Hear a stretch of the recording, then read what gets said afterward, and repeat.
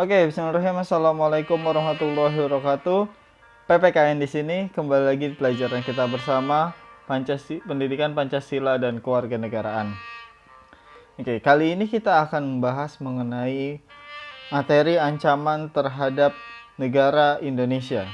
Ya, di video sebelumnya kita sudah membahas mengenai pengertian ancaman, apa itu ancaman, lalu sampai kepada pembahasan ancaman militer. Nah, apabila teman-teman ingin mengulas videonya lagi, sudah saya sediakan link videonya di deskripsi di bawah. Oke.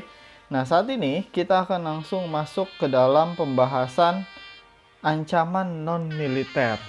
Oke, menarik nih teman-teman. Kalau kemarin kita membahas ancaman militer adalah, kita ulas sedikit ya, ancaman militer adalah ancaman yang menggunakan kekuatan bersenjata. Kemarin justru juga sudah kita singgung, ancaman non-militer adalah ancaman yang tidak menggunakan kekuatan bersenjata, namun ancaman ini juga dapat membahayakan kedaulatan negara. Bahkan sifat ancaman non-militer ini bisa lebih berbahaya dibanding ancaman militer. Kenapa? Karena ancaman non-militer ini sifatnya abstrak. Karena abstrak, maka ancaman non-militer ini tidak terlihat. Jadi bisa lebih berbahaya karena kita nggak tahu musuh kita siapa sebenarnya di ancaman non-militer ini. Nah, di ancaman non-militer ini juga terbagi dalam berbagai dimensi kehidupan. Oke, apa saja? Kita kupas satu-satu ya teman-teman. Dimulai dari dimensi ideologi. Kita tahu ideologi kita adalah ideologi pintar, ideologi Pancasila, jelas sesuai dengan pelajaran kita sekarang. Nah, ideologi Pancasila ini juga mendapat ancaman, teman-teman. Dari apa? Dari ideologi liberal dan ideologi komunis.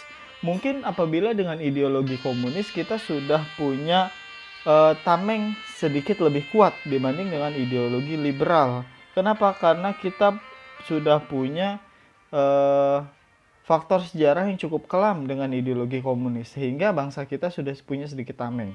Nah, sedangkan untuk ideologi liberal ini, secara tidak sadar, sebenarnya kita sudah mulai tergerus, teman-teman.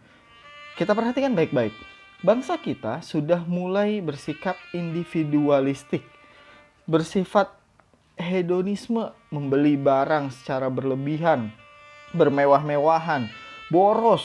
Nah, itu sifat hedonisme yang mau tidak mau harus kita akui bangsa kita sudah seperti itu sekarang. Walaupun belum semuanya, semoga tidak semuanya. Dan juga pergaulan bebas sudah semakin marak di bangsa kita. So, ideologi ini merupakan ancaman yang cukup serius untuk bangsa kita. Selanjutnya ada apa lagi? Ada ancaman politik. Yang sebelumnya di video pembahasan tentang ancaman militer saya sudah bahas.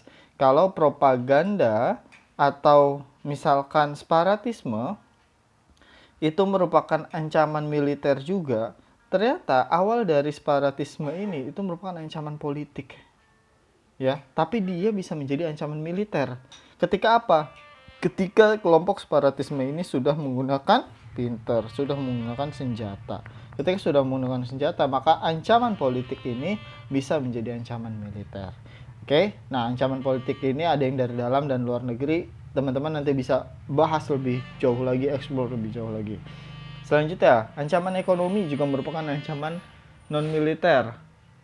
Ancaman ekonomi apa saja kita lihat di sini. Ada yang dari luar negeri, yaitu dengan ketergantungan kita dengan negara asing. Ini cukup berbahaya, teman-teman. Ketika kita tidak bisa bersaing dengan negara asing, maka negara kita akan tertinggal. Ekonomi kita pun akan hancur. Dari dalam negeri juga, ketika kita mengalami inflasi, pengangguran cukup tinggi, itu bisa menjadi ancaman ekonomi, pertumbuhan ekonomi buat negara kita. Selanjutnya, ancaman sosial budaya. Ancaman sosial budaya ini dari bidang sosial, contoh kemiskinan, kebodohan, keterbelakangan, terus konflik horizontal. Konflik horizontal itu konflik antar masyarakat ya teman-teman.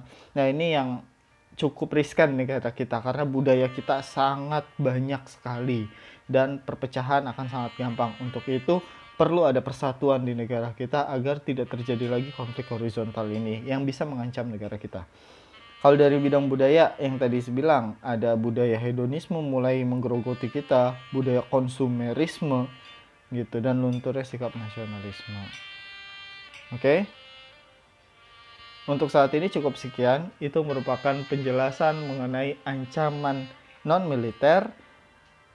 Apabila ada yang ingin tanyakan, silahkan tanyakan di kolom komentar. Jangan lupa like, comment, and subscribe. Terima kasih. Assalamualaikum warahmatullahi wabarakatuh. Semangat pagi.